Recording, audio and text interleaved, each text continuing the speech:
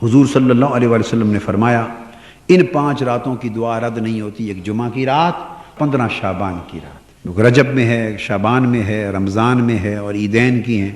حضور صلی اللہ علیہ وسلم نے ایک اور بات اس میں ارشاد فرمائی جو اصلاح سے متعلق ہے اور بڑی توجہ طلب، اس کو آپ ایک ایک کر کے اپنے دل کی تختی پہ لکھ لیں۔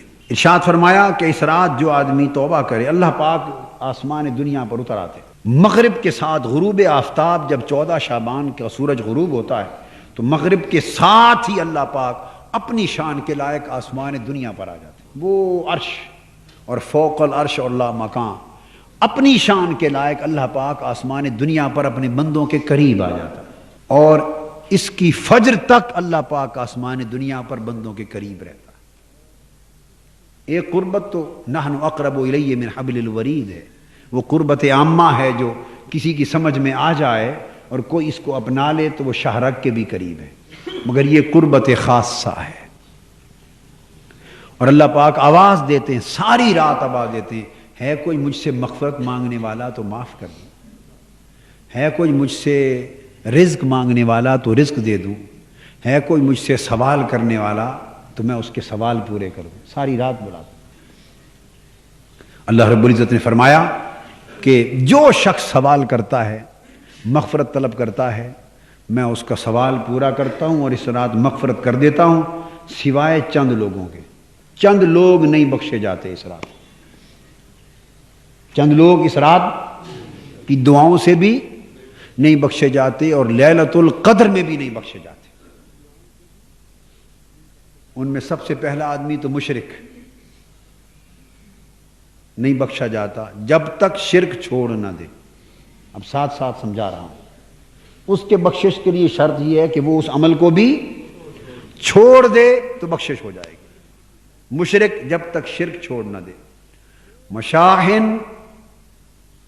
مشاہن کہتے ہیں جو اپنے دل میں بہت زیادہ دوسروں کے لیے بغض اور عداوت رکھے۔ اب اس مرض میں مبتلا ہماری بھاری اکثریت، ہر شخص کسی نہ کسی نوعیت کا الا ماشاء اللہ بغض اور عداوت دوسرے کے لیے رکھتا ہے۔ یہ حقد اور حسد جو ہوتا ہے اور یہ بغض اور عداوت پر، جس کو خدا واسطے کا بیر کہتے، تو فرمایا بغض اور عداوت دل میں رکھنے والا اس شب برات اور شب قدر میں بھی بخشا نہیں جاتا۔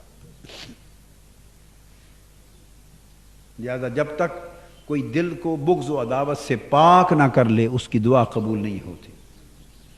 تیسرا فرمایا وقاتل نفس، اور قاتل اللہ کی مخلوق کا خون بہانے والا قاتل، وہ نہیں بخشا جاتا جب تک اس کی تلافی نہ کر لے اور چھوڑ نہ دے۔ وقاطع رحم، اور خونی رشتوں کو کاٹنے والا، قطع رحمی کرنے والا، جو خونی رشتے ہیں ان سے قطع تعلق کرنے والا۔ یہ مرض بھی کثرت کے ساتھ پائی جاتی ہے کہ ہم لوگ قریبی خونی رشتوں کا حق ادا نہیں کرتے اور دور دور بڑی صدقہ خیرات اور قربانیاں کرتے ہیں، یعنی قریبی خونی رشتوں پر ظلم کرتے ہیں۔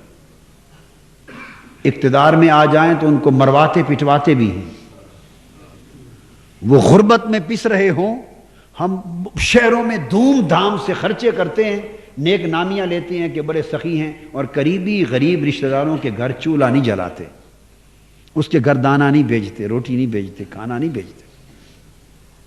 الاقرب فالاقرب، جو جتنا قریب ہے اس کا حق بھی اتنا قریب ہے۔ تو قریبی خونی رشتہ دار کا حق سب سے مقدم ہے، پڑوسی سے بھی مقدم ہے۔ پڑوسی کا حق بھی قریبی خونی رشتہ دار کے بعد ہے، برابر نہیں، بعد میں آتا ہے۔ پہلا حق قریبی رشتہ دار کا، زکوٰۃ کا پہلا حق بھی اس کا ہے، ماں باپ اور اولاد کو چھوڑ کر زکوٰۃ کے لیے پہلا حق اس کا، اس کا حق ادا کریں، حسن سلوک کریں، احسان کریں، بھلائی کریں۔ تو جو شخص خونی رشتوں کو کاٹتا ہے، قطع تعلق کرتا ہے، وہ بھی نہیں بخشا جاتا۔ اور پھر فرمایا وَمُسْبِلُ الْإِزَارِ، تکبر کے ساتھ اپنے کپڑوں کو نیچے لٹکانے والا، اشارہ متکبر کی طرف ہے۔ کیا؟ متکبر کی طرف۔ اسبال الازار یعنی چادر تہ بند یا کپڑے شلوار ان کو لٹکانا پہلے زمانے میں یہ تکبر کی علامت تھی۔ حضور علیہ السلام کے دور میں بڑے لوگ لمبے کپڑے رکھتے، وہ زمین پر لٹکتے تھے، حتیٰ کہ کچھ لوگ خادم ان کے پیچھے سے اٹھا کر بھی چلتے تھے۔ تو یہ ایک علامت تھی تکبر کی۔ تو اس طرف اشارہ ہے استعارہ کی زبان میں کہ متکبر بھی نہیں بخشا جاتا جب تک کہ تکبر سے پاک نہ ہو جائے۔ اور پھر فرمایا وشاربن، اور شرابی بھی نہیں بخشا جاتا اس رات، نہ لیلۃ القدر میں جب تک شراب چھوڑ نہ دے۔ وقطات، اور فرمایا النمام، قطات یا نمام چغلی کرنے والا، جو پشت پیچھے غیبت کرتا اور چغلی کرتا وہ بھی نہیں بخشا جاتا۔ غیبت کرنے والا، چغلی کرنے والا، وہ بھی، یہ چغلی کی عادت بھی عام ہے۔ ایک دوسرے کے کان بھرتے ہیں پشت پیچھے، کہتے ہیں نہیں میں کوئی برائی کے لیے نہیں، ویسے میں کہہ رہا ہوں، میں کوئی شکایت نہیں کر رہا، ویسے میں کہہ رہا ہوں، یہ میں چغلی نہیں کر رہا، ویسے کہہ رہا ہوں۔ یعنی ویسے کے لفظ میں سارا ہی رگڑ جاتے ہیں۔ ویسے یہ کرتے ہیں کہ نہیں؟ ویسے ہم سب بولیے نا، ہم سب اہل ویسے ہیں، یعنی ویسے میں سارا کر جاتے ہیں، چغلی بھی اس میں، غیبت بھی اس میں، جھوٹ بھی اس میں، ویسے میں سارا ہی رگڑ جاتا ہے۔ تو میں چغلی کرنے والا، غیبت کرنے والا بھی نہیں بخشا جاتا۔